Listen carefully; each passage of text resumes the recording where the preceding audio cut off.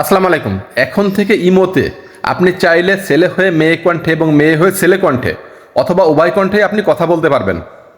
এই মজার টিপসটি শিখে রাখুন, তাহলে মাঝে মাঝে বন্ধু বান্ধবদের সাথে মজা করতে পারবেন। আর লাইফে মজা করারও দরকার আছে। কীভাবে সে কাজটি করবেন আমি দেখিয়ে দিচ্ছি। আমার আইডিকে ফলো করে রাখুন, যা আপনার অনেক কাজ দেবে। আর ভিডিওটা অবশ্যই একটা শেয়ার দিয়ে অন্যান্য ভাই বোনদের দেখার সুযোগ করে দিবেন।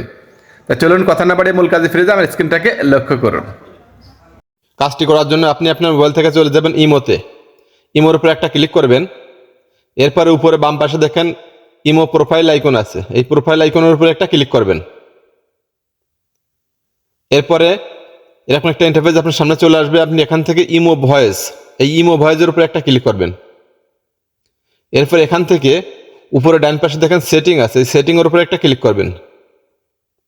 এরপরে এখানে দেখেন আছে জেন্ডার, এখানেই মূলত আপনার ম্যাজিকটা, এই জেন্ডারের উপরে একটা ক্লিক করবেন। এরপরে এরকম একটা ইন্টারফেস আপনার সামনে চলে আসবে। আমার এখানে মেল সিলেক্ট করা আছে, আমি এখানে যদি ফিমেল সিলেক্ট করি, এখানে যদি আমি ফিমেল সিলেক্ট করি তাহলে আমার কণ্ঠটা মহিলা কণ্ঠে কথাটা যাবে। অপর প্রান্তের ব্যক্তি ফিমেল কণ্ঠে কথা শুনতে পারবে। এরপরে নিচে আছে দেখেন আদার, মানে আপনি যে কোনো কণ্ঠে কথা বলতে পারবেন।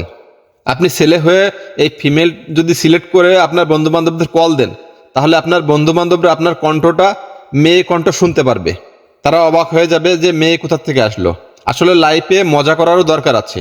আর আপনি যদি মেয়ে হয়ে এই মেল সিলেক্ট করে আপনার বান্ধবীদের কল দেন, তাহলে আপনার বান্ধবীরা আপনার কণ্ঠটা ছেলে কণ্ঠ শুনতে পারবে, তারা অবাক হয়ে যাবে।